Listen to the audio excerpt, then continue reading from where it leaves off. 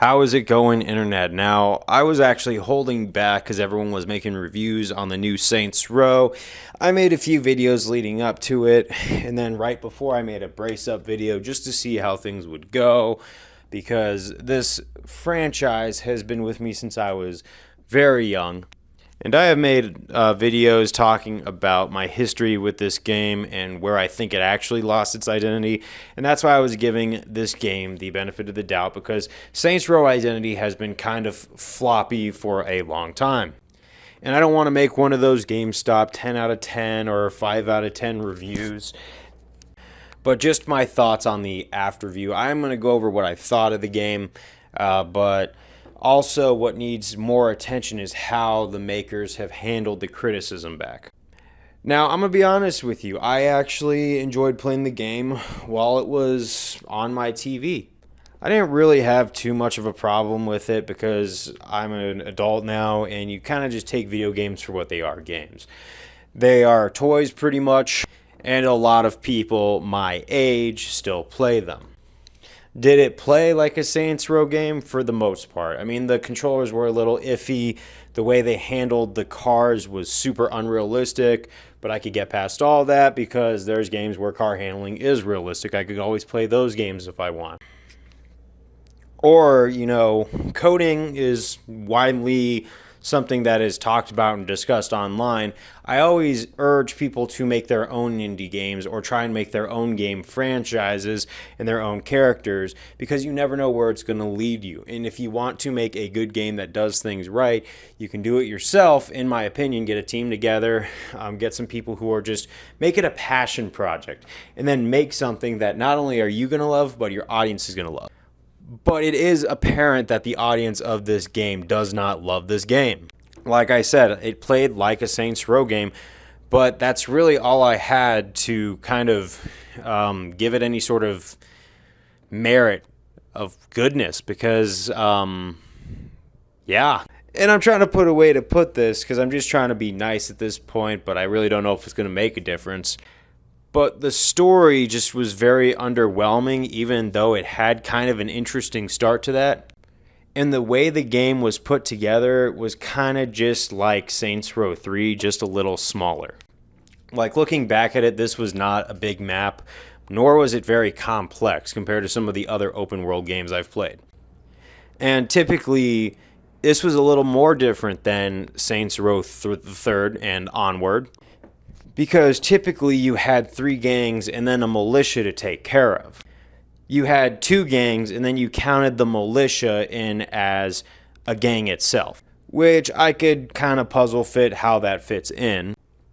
But it seems like a much smaller, much more condensed thing, and it's one linear story. Again, not the pick the gang you want to go after first like in Saints Row 2 or Saints Row 1, which honestly would have been cool for them to do.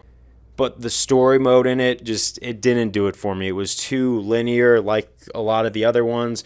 I could live with that, and, if there's like just 3 gangs and the militia somehow gang, I understand.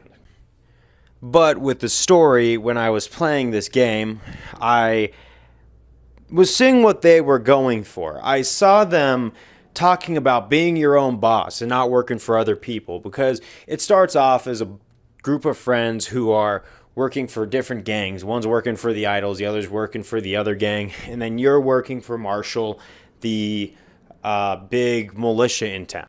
Pretty much you're all employees in a place where economics are in despair. Everyone's loaded up with college debt. So it's trying to reach out to the modern day audience of America. Times are tough. It's hard to make a living for the average mid-20s adult, but it's like the power of their friendship pushes them forward, which I get, becoming your own boss and building your own empire and then doing it better than the other people do it, because you actually care about how the Saints develop and what you want to do different as a business model.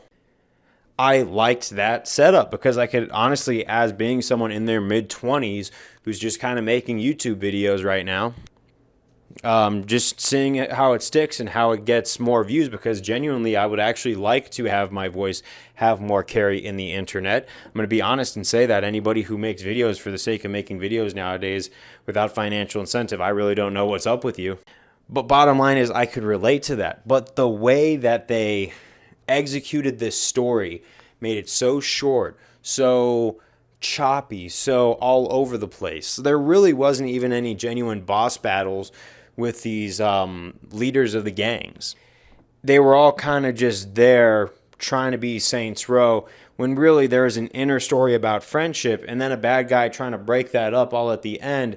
That kind of just felt overall bland, boring, so it got me hyped up, and then it just didn't really carry through. I mean, I rode the wave, but after I rode the wave, I kind of just said, and got on with it and went back to the side activities just to see what else the game had to offer, because a game's still a game.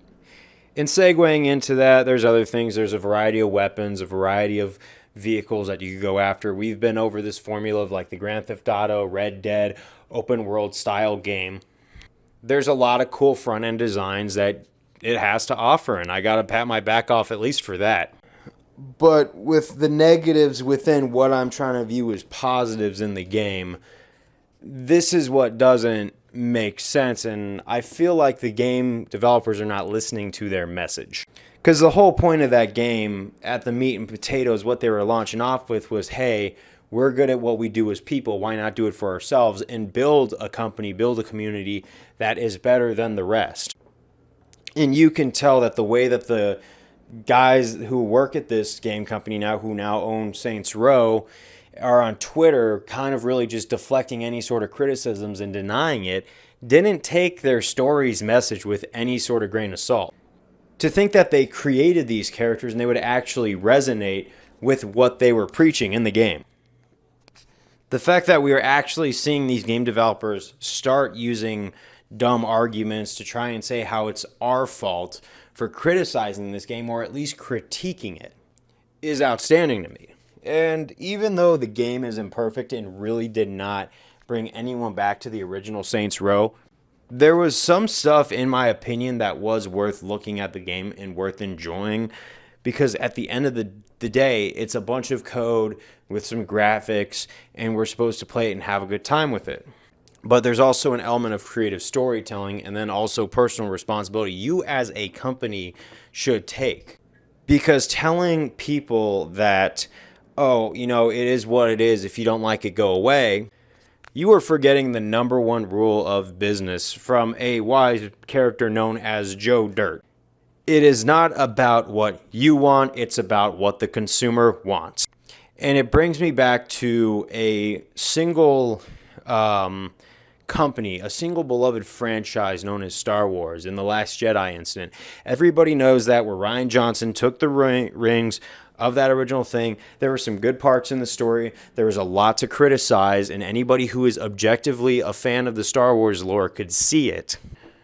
And I was willing to look past and give the ninth movie a chance, but the creators seemed more interested in blaming the person who is consuming this product than saying, hey, what can we do better next time? And I felt bad for J.J. Abrams, who was not the perfect Star Wars director, I'm going to be honest, in my opinion, but at least he never crapped all over the fans like that. He never tried to divide people for what appeared to be his own amusement. And the reason that the Saints Row developers are dividing people right now, or actually I think it's not really division because a lot of people are seeing the same thing, your refusal to take any sort of responsibility for this kind of stuff and say, okay, thank you, we will do better next time, which is all you could realistically do. The game's been made, the story's been written, the game's been released, it's done, and if you said, okay, we will take notes for next time and actually give us a better product for Saints Row 2, instead of poking some obvious angry fans, you wouldn't have as much heat on your back, and you'd probably have more customers for Saints Row 2. And if you don't want your game company to survive, then that is on you. It's the same thing, because there's a lot of people now who, like Star Wars, are conditioned to hate everything that comes out with it when it does get some notes right. And not to compare Star Wars to Saints Row. I know Saints Row is not even on the same plane, but it just proves my point of CEOs and big execs not taking responsibility when their product is not satisfactory. And that's why I'm actually going to be withholding on buying Saints Row 2, because I actually went out and bought this just to see what it was like, because I was curious to know how things would come out on the other end. It was a very exciting time in gaming history for me to witness and be alive on this earth to see. But now I am not going to just buy this game right off the bat, because I want to make sure it's a better game first off, and I'm going to be taking the community's word of people who you call haters on if I should or should not waste my money on this next game coming out.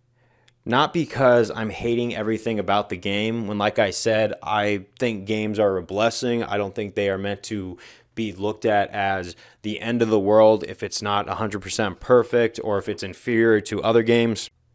But I can't do business with someone who doesn't want to have compassion or understand their role in what should be the company. When it's everybody else's fault, or you do not want you or your team to get better or more effective as workers to make better products for people, let me tell you, man, I don't want to do that. I don't want to do business with someone like that. I understand that heads of companies are imperfect, but they're human, but there's an amount of stuff that I can take on or witness before I just kind of realize that obviously they're not going to handle it, because I've seen some of the Twitter feedback on other people's videos and how they're handling it. I gotta say, man, the owners of this game company are not taking responsibility, and that worries me, not just for Saints Row, but for game development in the future, because there's a lot of people who do this now. I'm going to stay optimistic, because there's a lot of good games that have taken feedback and taken criticism and have actually given the fans what they wanted. Like with Grand Theft Auto 5, how they made it so you could do businesses in private lobbies now is actually pretty cool and a step in the right direction. Makes half of online much more bearable, because for the longest time, GTA Online, which I actually want to make a video on this whole point on private public lobbies, that it was a death zone for a while. And I get that's just online gaming sometimes, but yeah, I don't want to keep that there, but I want to keep my sights from now on set on more positive games that I actually enjoy and game developers I appreciate who take criticism well. I really was hoping that at least this would be a learning opportunity for the developers nonetheless, but I think it's kind of just them putting the nail in the coffin from the very get-go. But that's all I got to say. Thank you for listening to my final thoughts and just how this game company has really made itself look, in my opinion. Yeah, I mean, I'm not so much hating on the game, but I think if we have developers who don't take responsibility or just want to deflect onto the other people and say, oh, you're just sexist or anything like, which I actually have seen tweets from certain people who have done that. I can't be around that, but I'm glad I gave it a shot. If you guys did too, then more power to you. But just from the lack of accountability, I don't think this should be a learning opportunity for these guys. I think this should just be a pack it up and go home moment for them, because the way that they handled this, just, ugh.